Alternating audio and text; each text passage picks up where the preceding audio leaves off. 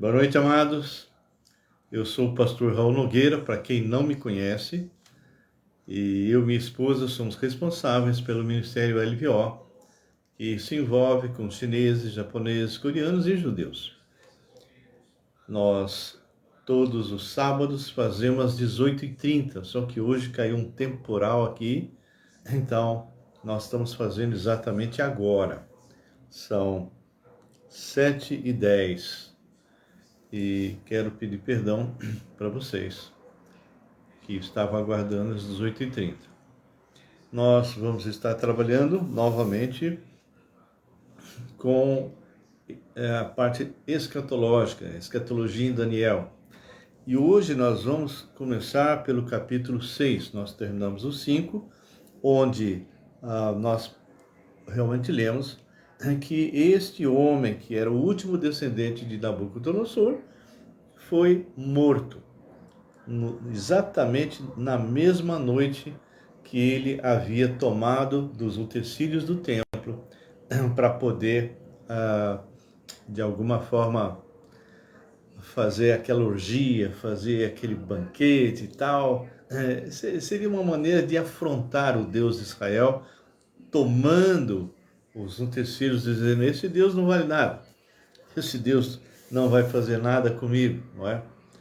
E a palavra de Deus, então, no finalzinho, do capítulo 5, eu quero só ler novamente, a partir do versículo 24, antes de orarmos, que diz assim: então, da parte dele foi enviado aquela mão. Então, Daniel falando, interpretando a visão que esse Beltesazar teve, né? Então, da parte dele foi enviada aquela mão que traçou esta escritura. Esta, pois, é a escritura que se traçou: Mene, Mene, Tekel, Parsim. Esta é a interpretação daquilo. Mene: contou Deus o teu reino e deu cabo dele. Tekel: pesado fosse na balança e achado em falta. Pérez: dividido foi o teu reino e dado aos medos e aos persas. Então mandou Beltesazar que vestisse Daniel de púrpura, lhe pusesse cadeia de ouro ao pescoço e proclamasse que passaria a ser o terceiro no governo do seu reino. Nós já havíamos conversado sobre esse terceiro do reino. Não sei se você já assistiu. Se você não assistiu ainda às lives anteriores, entra lá no Raul Nogueira canal, no YouTube, e depois de você se inscrever, se você não está inscrito, coloque lá no playlist e procure Escatologia em Daniel. Então, nós já comentamos tudo isso. Daniel era o terceiro, porque esse que morreu, que era o último descendente aí de Nabucodonosor, ele era um rei que foi colocado pelo pai, que era o legítimo rei. Então, por isso que ele fala que Daniel seria o terceiro, porque o primeiro seria o pai, ele é o segundo, então Daniel seria o terceiro. E o versículo 30 diz assim: naquela mesma noite foi morto Beltesazar, rei dos caldeus, e Dario o Medo, com cerca de 62 anos, se apoderou do reino. Então, vieram os medo-persas conforme exatamente a visão que Daniel teve, ok? Lá no início, onde Nabucodonosor seria substituído por um outro reino, que depois seria substituído por outro, até chegar no final com Cristo. O capítulo 6 é o que nós vamos estar estudando, e é uma situação muito interessante, porque a maioria das pessoas não imaginam com quantos anos Daniel realmente participou do que vai acontecer aqui. Vamos orar? Meu Pai, meu Deus, louvamos o teu nome. Te engrandecemos, Pai. Nos alegramos em ti. Tu és o Deus bendito, o Deus maravilhoso. E nós, Senhor, nos colocamos agora, sabendo, Deus, que o Senhor está no controle de todas as coisas. E que o Senhor possa estar usando o livro de Daniel para que realmente as pessoas possam, aos poucos, ter uma visão mais completa a respeito de escatologia. Entregamos, ó Pai, aos teus cuidados esse tempo agora. Seja com todos aqueles que vão entrar ao vivo, apesar de nós termos começado atrasados, Senhor, e também aqueles que vão entrar depois no YouTube. Guarda-os, proteja-os, Senhor, derrame sobre eles as tuas bênçãos. Guarda o coração da Lu, do Max, com respeito à perda que tiveram do Lucas, o filho da Lu. E também, Pai, te pedimos que o Senhor continue consolando o coração do Evani pela perda do Chiquita, Senhor, do Francisco. Pedimos também por outros, Pai, que têm passado por problemas, dificuldades, doenças, perdas financeiras, perdas de emprego, relacionamentos quebrados. Senhor, entra com providência. Entrego, Senhor, cada pessoa nas tuas mãos, não apenas aqueles que vão assistir, mas estenda, Senhor, para as famílias, porque eu te peço isso em nome de Jesus. Amém e amém. Queridos, nós estamos no capítulo 6. E o que nós vamos ver agora é muito interessante, porque veja bem, o tempo passou. E esse tempo que passou é um tempo que vai, vamos assim, fazer uma diferença muito grande na vida de Daniel. Nós havíamos falado que quando ele estava lá com Beltesazar, ele estava por volta de 63 a 64 anos. E agora, essa situação que nós vamos ver agora, foram anos depois. Só que a maioria dos que leem Daniel vão lendo de uma forma assim sequencial, esquecendo que houve troca de reis, houve troca de impérios, não é? Então, isso significa que Daniel foi ficando cada vez mais velho. Dario, vamos assim, o medo, que é uma identidade, diz os estudiosos, um pouco incerta. Alguns chamam ele de Gubaru, que era um governador nomeado por Ciro, que era o rei da Pérsia.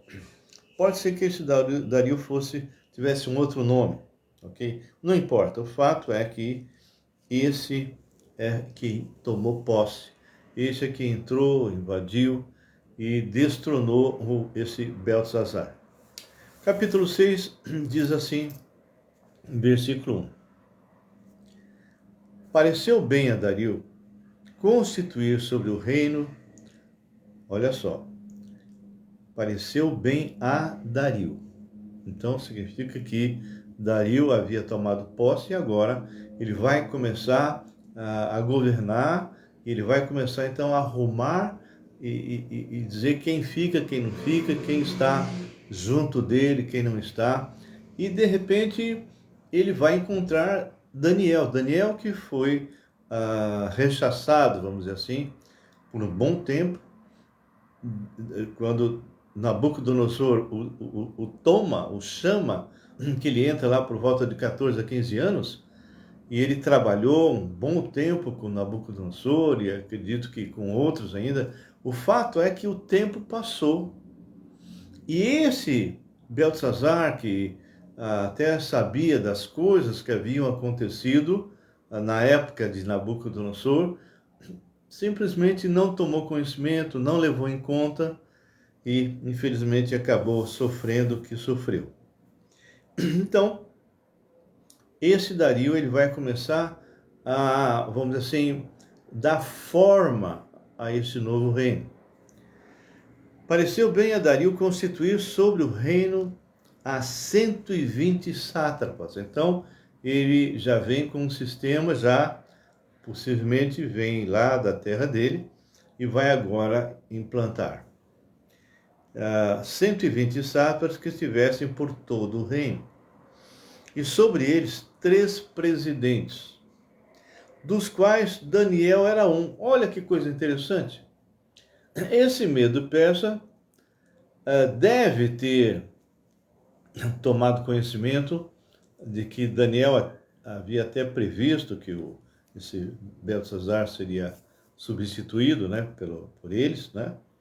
A fama de Daniel deve ter aflorado de novo e por algum motivo, alguma informação que esse Dario teve, ele acaba colocando Daniel como um dos presidentes. Olha só. E sobre eles 3 presidentes, dos quais Daniel era um, aos quais estes sátrapas dessem conta, para que o rei não sofresse dano. Então, o mesmo Daniel se distinguiu destes presidentes e sátrapas, porque nele havia um espírito excelente, e o rei pensava em estabelecê-lo sobre todo o reino. Bem, esse é um servo de Deus fiel.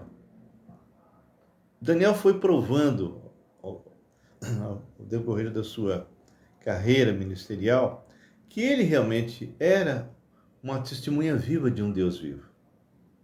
Agora, entendam, na época que Daniel estava com esse Beltesazar, ele estava com 63, 64 anos, dependendo se ele entrou com 14 ou 15. O tempo passou. E muitos tomam susto quando nós falamos que ele já tinha uma idade bem avançada. Não se esqueça que ele estava por volta de 63, 64 anos. Quando esse Dario entrou, ele estava com esse tempo, e o tempo passou. Então vamos ver os acontecimentos.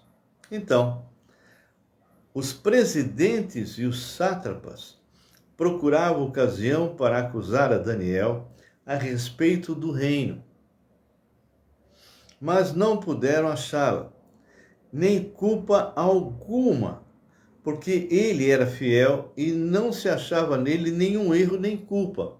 Então, esses sátrapas e esses presidentes ficaram com inveja. Essa turma toda devia ser tudo medo persa. E de repente entra um estrangeiro, entra um hebreu, para que tomasse a frente, ficasse assim no topo. Eles realmente ficaram muito aborrecidos. Tentaram de todas as formas, vamos usar essa expressão, puxar o tapete de Daniel, mas não conseguiam. Porque Daniel era um homem íntegro. Daniel realmente ele testemunhava, não só no sentido espiritual, mas ele era alguém que ele causava impacto na vida das pessoas pela sua postura. Ele era honrado, uma pessoa que não transgredia, não fazia nada fora daquilo que ele devia fazer. Aí eles começaram a pensar, o que nós vamos fazer, né? Então eles começaram a pensar, versículo 5. Disseram, pois, estes homens, nunca, olha só, nunca acharemos ocasião alguma para acusar este Daniel, se não a procurarmos contra ele. Onde? Na lei do seu Deus. Na lei do seu Deus. Então, eles tiveram que bolar uma estratégia para que Daniel, através daquilo que ele fazia como servo, pudesse ser acusado de alguma coisa. Olha só a estratégia diabólica que eles montaram. Então, esses presidentes e sátrapas foram junto ao rei e lhe disseram: ó rei Dario, vive para sempre. Ó rei Dario, vive para sempre. Então era uma expressão que se usava, não é? E você, eu acho que já ouviu em vários filmes uma expressão similar. Todos os presidentes do reino, os prefeitos, os sátrapas, conselheiros e governadores concordaram em que o rei estabeleça um decreto e faça firme o interdito que todo homem que, por espaço de 30 dias, fizer petição a qualquer Deus ou a qualquer homem, e não a ti, ó rei, seja lançado na cova dos leões. Esse interdito, e alguns falam interdito, mas deve ser interdito, era irrevogável. Quando um rei, um soberano, Medo-Persa, assinava algo, era irrevogável, ele não tinha como mudar. Ele não imaginava que isso era uma estratégia para atacar Daniel. Muito bem. Então, ele falou, ó, faz o seguinte, alimentando a soberba do rei, não é? Faz o seguinte, durante um tempo, 30 dias, qualquer pessoa que fizer uma petição que não seja para o Senhor, seja morto. Por que eles fizeram isso?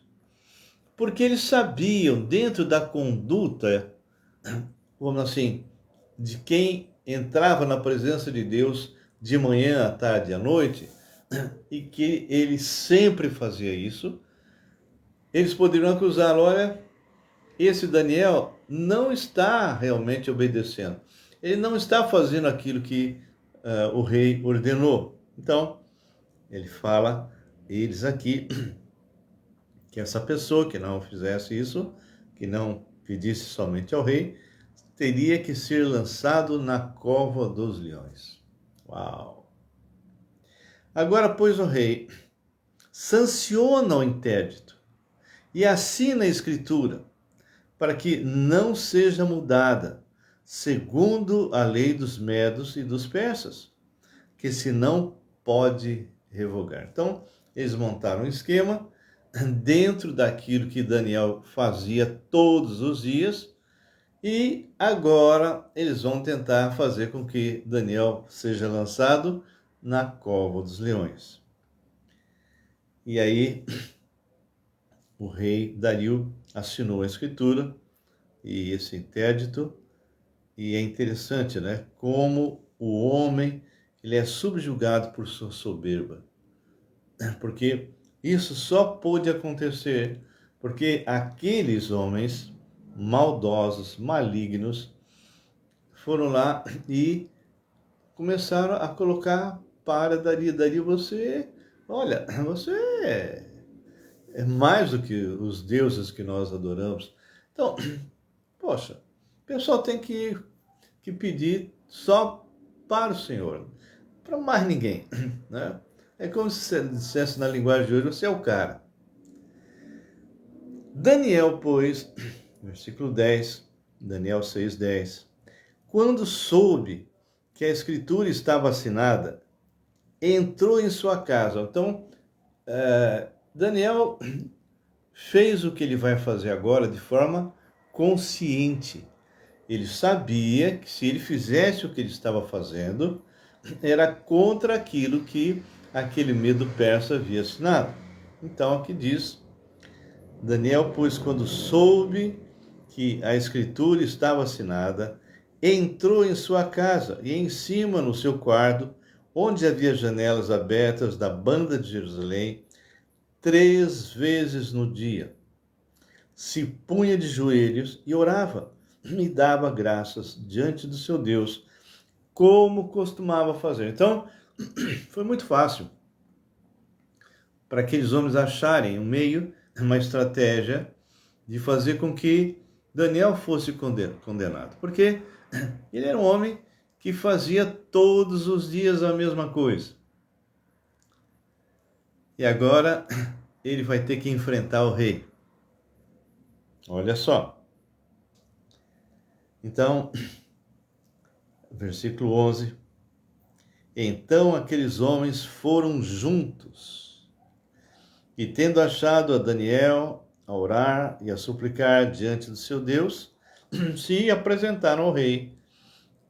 E, a respeito desse interdito real, lhe disseram: não assinaste um interdito que, por espaço de 30 dias, todo homem que fizesse petição a qualquer Deus ou a qualquer homem, e não a ti, ó rei, fosse lançado na cova dos leões. Respondeu o rei e disse: esta palavra é certa, segundo a lei dos medos e dos persas, que se não pode revogar. Então, a gente vê toda uma estratégia. Agora vamos trazer para os nossos dias. Eu trabalhei muitos anos dentro de uma empresa. E dentro dessa empresa, eu fiquei 12 anos e eu sofri muitos e muitos ataques. Vocês não podem imaginar. Porque a pessoa que estava, de uma certa forma, desviando os recursos, ele era sobrinho dos Vilares, e ele estava na minha posição, mas ele tinha até aras de cavalo. Ele era responsável pelo recebimento, almoxerifado e expedição. Não tinha nada que controlasse.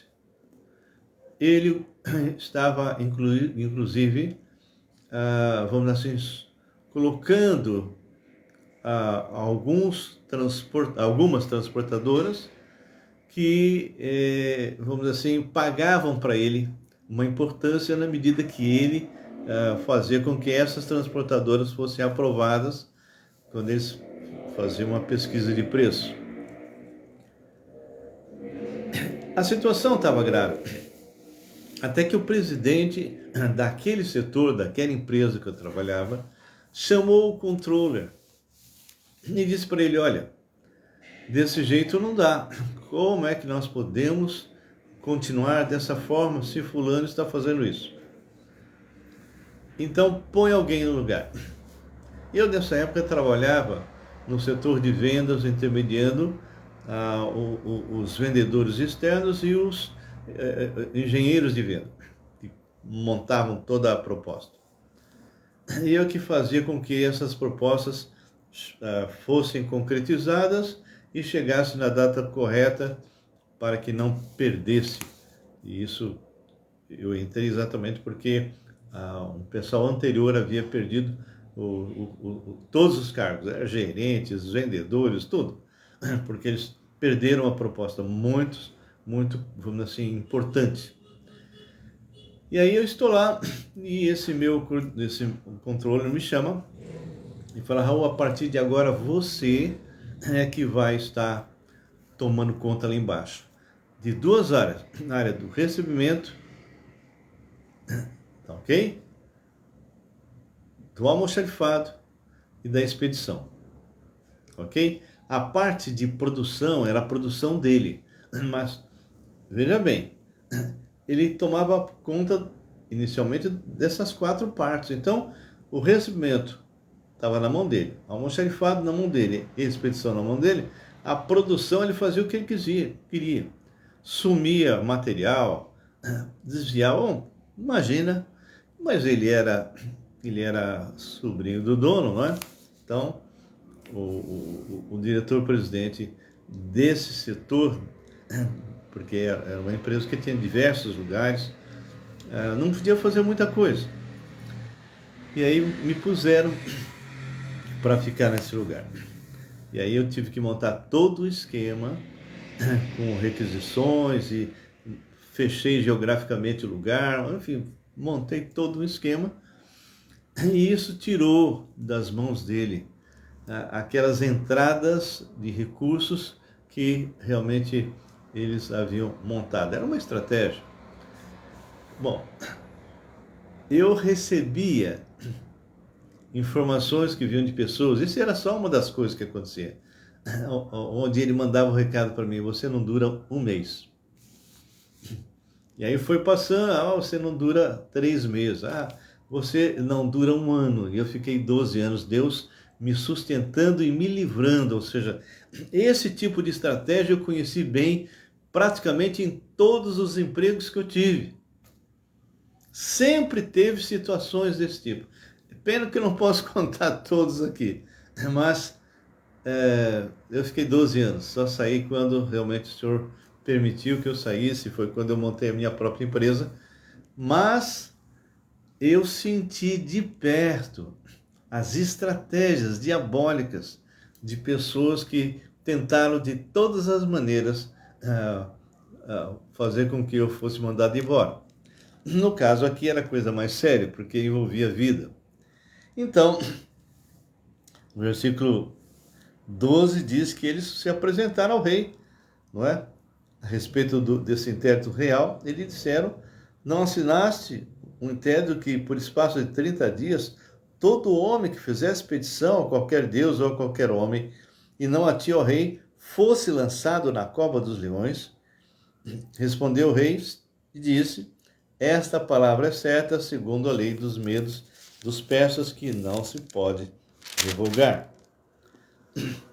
Então responderam, disseram ao rei: esse Daniel, que é dos exilados de Judá, não faz caso de ti, ó rei, nem do interdito que assinaste.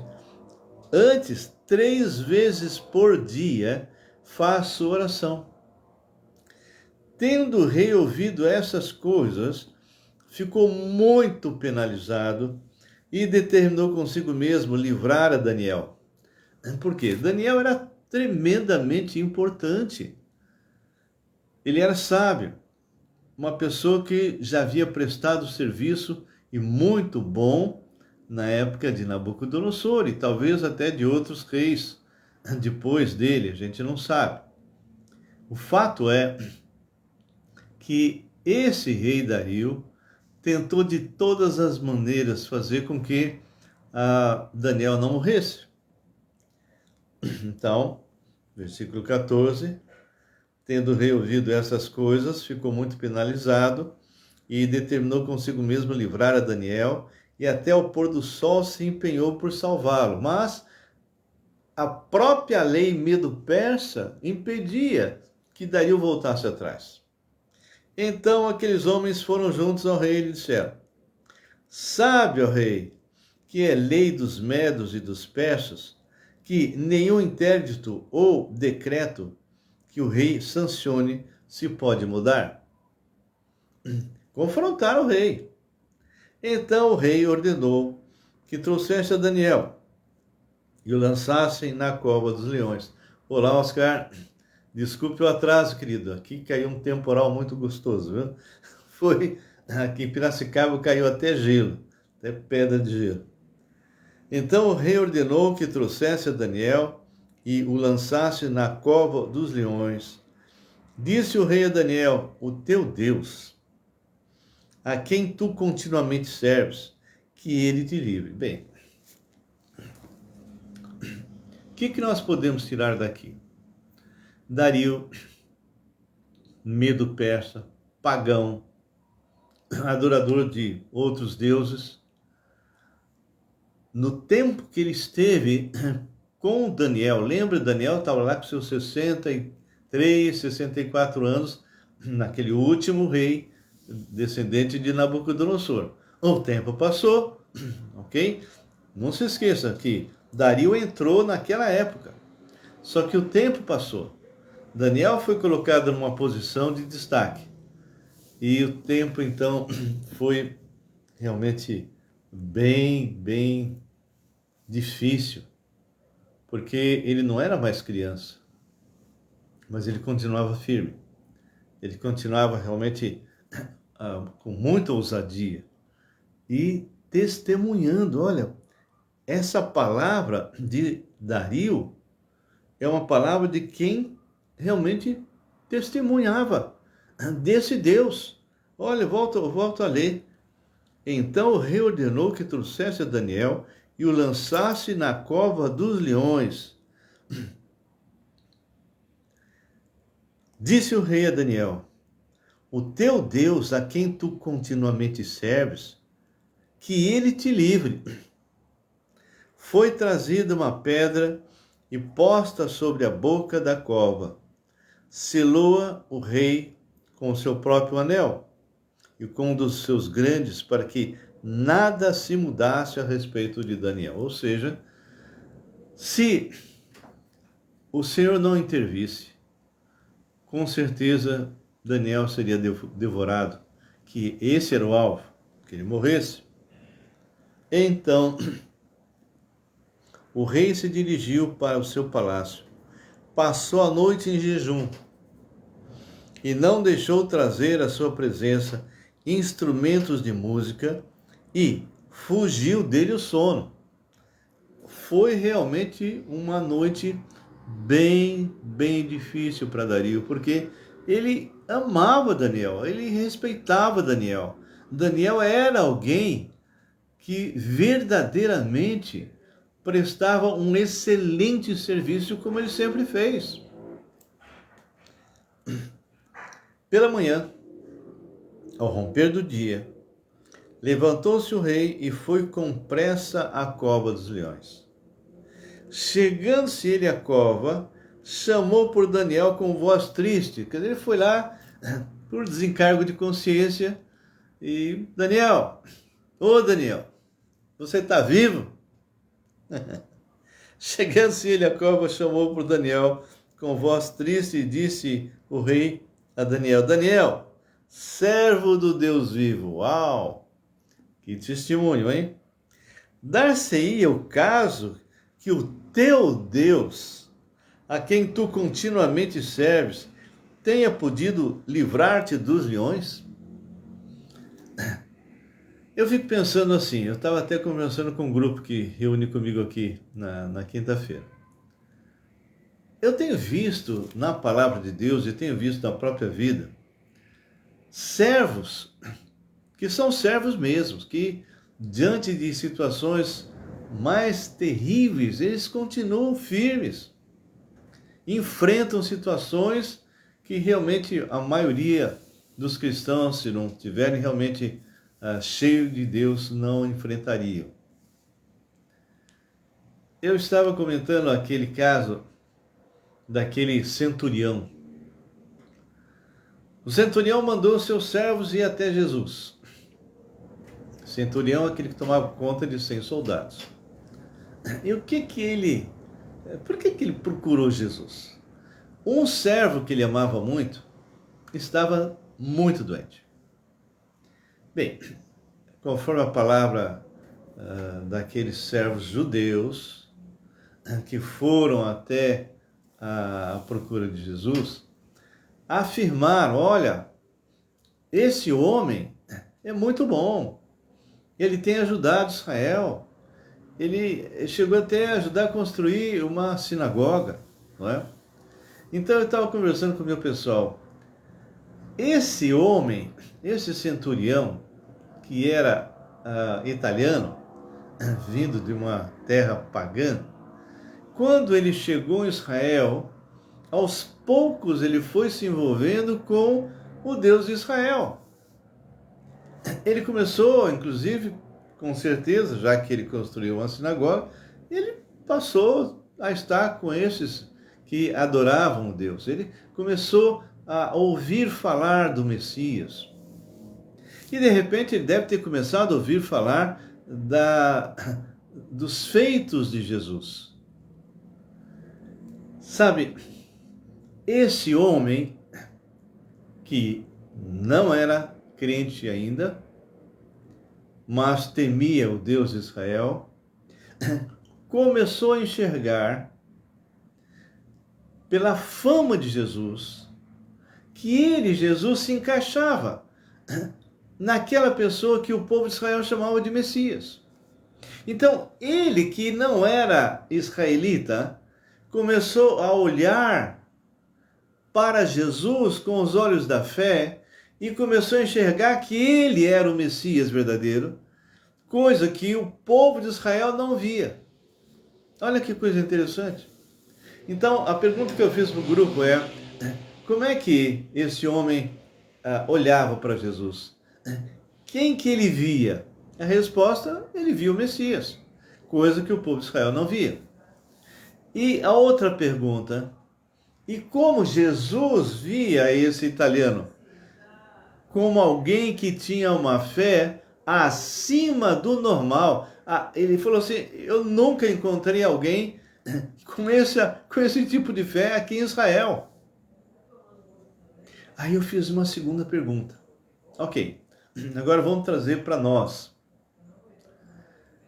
Como você, Raul, você, Oscar, que está aqui e outros, como é que você vê Jesus? Porque aquele italiano, ele confiou totalmente que Jesus poderia curar aquele homem, que Jesus poderia resolver o problema dele. Ele confiou. Coisa que nós temos que perguntar, será que eu, crente da igreja, olho para Jesus como alguém que é Deus homem, que é poderoso para resolver os meus problemas, por mais difíceis que sejam? Será que eu olho para Jesus e entrego realmente na mão dele os meus problemas? Será que aquela passagem bíblica que diz: entrega o seu caminho ao Senhor, confia nele e o mais ele fará, eu faço isso na prática? Então eu falei, não precisa me responder, mas se pergunte. Diante de dificuldades no lar, relacionamentos, problema financeiro, problemas de emprego, não é? Doença, não importa. Você olha para Jesus e diz: Jesus, eu entrego nas tuas mãos esse meu problema. E a outra pergunta é: e Jesus? Como é que ele olha para você? Quem ele vê? Será que ele enxerga você como um servo fiel? Como alguém que realmente demonstra uma fé viva? Aquela fé dos Tessalonicenses, eles tinham uma fé operosa, né? O amor, a abnegação, uma viva esperança na volta de Cristo. As 3 marcas que todos nós deveríamos ter. Então, fica aí essa pergunta. E a gente olha aqui para Daniel. E aquele rei triste pergunta: será o caso de realmente ter tido assim uma experiência fantástica aí? Será que esse teu Deus que você serve continuamente te livrou? Então, olha, imagina o susto de Dario, não é? Então Daniel falou ao rei: ó rei, vive para sempre. Nossa, o rei deve ter tomado um susto. O meu Deus enviou o seu anjo e fechou a boca aos leões para que não me fizesse dano, porque foi achado em mim inocência diante dele. Também contra ti, ó rei, não cometi delito algum. Bem, o rei cumpriu aquilo que ele tinha escrito. Não pediu para mim, vai para a cova. Daniel foi para a cova, agora já resolveu, já pagou o preço, já foi condenado. Então, o que viesse depois disso é lucro. Então o rei se alegrou sobremaneira e mandou tirar a Daniel da cova. Assim foi tirado Daniel da cova e nenhum dano se achou nele, porque crera no seu Deus. Mas teve consequências, não é? Aquela mentirada, aquela tentativa de puxar o tapete de Daniel, não é? Ordenou o rei e foram trazidos aqueles homens que tinham acusado. Todos, era uma quantidade muito grande de sátrapas, de presidente, de governador. Imagina quantos, se fosse fazer hoje, quantos que estão tentando de alguma forma subjugar os crentes que estão aí tentando fazer o certo, né? Quantos seriam lançados na cova, não é? Ordenou o rei e foram trazidos aqueles homens que tinham acusado a Daniel e foram lançados na cova dos leões, ele, seus filhos e suas mulheres. Imagina a quantidade de gente que foi lançado. E ainda não tinham chegado ao fundo da cova, e já os leões se apoderaram deles, eles deviam estar famintos, não é? e lhes esmigalharam todos os ossos. Então, o rei Dario escreveu aos povos e nações e homens de todas as línguas que habitam em toda a terra: paz vos seja multiplicada. Faço um decreto, que é irrevogável também, faço um decreto pelo qual, em todo o domínio do meu reino, os homens tremam e temam perante o Deus de Daniel. Por quê? Porque ele é o Deus vivo, que permanece para sempre. O seu reino não será destruído, e seu domínio não terá fim. Ele livra e salva e faz sinais, maravilhas no céu e na terra. Foi ele quem livrou Daniel do poder dos leões. Daniel, pois, prosperou no reinado de Dario e no reinado de Ciro Persa. Muito bem. O que acontece é que nós olhamos assim e muitos anos se passaram. Entre a época que Belsassar foi morto, né, foi substituído, se passaram muitos anos. E ele então estava agora com 82 anos. Alguns pensam, quando eu pergunto quantos anos que Daniel foi colocado na cova dos leões, e aí, uns 34, 40 anos. Mas não, na época de Belsassar já tinha 63 ou 64, ok? E aí ele chegou aí mais ou menos um tempo de 82 anos. Um homem com 82 anos que continuava ativo, que continuava ousado, que continuava a testemunhar do Deus vivo. E aqui fala que ele avançou ainda no reinado de Ciro, o persa. Muito bem, nós gostaríamos realmente que isso que nós colocamos para vocês tenha sido assim bem ilustrativo, não é? Então a gente tem assim desafiado vocês lerem a palavra do Senhor e nós gostaríamos mesmo que vocês entrassem em contato com a gente, tirando dúvidas, ok? Escrevendo no nosso WhatsApp 11 999 11 5272. Tem alguma dúvida escatológica, alguma coisa nesse sentido, escreva. Então, as épocas que vocês podem até pesquisar no mundo secular, não é? Que ano que entrou os Medo-Persas, e a gente sabe que Daniel, como eu falei, devia estar por volta aí de 63, 64 anos, e agora na Cova dos Leões, devido já a ter passado muito tempo, ele estava com 82 anos. Amém? Então, nós estamos encerrando aqui. E, como eu falei para vocês, o livro de Daniel não é uma sequência. E as pessoas, quando leem sem perceber isso, leem como se fosse uma sequência, mas não. Dos capítulos de 1 a 6, fala da história que abrange todo esse período que envolve Nabucodonosor até os Medo-Persas. E você vai ver agora no capítulo 7 que quem está escrevendo volta lá para a época de Belsassar. Aqui nós vamos ter a visão que Daniel não teve.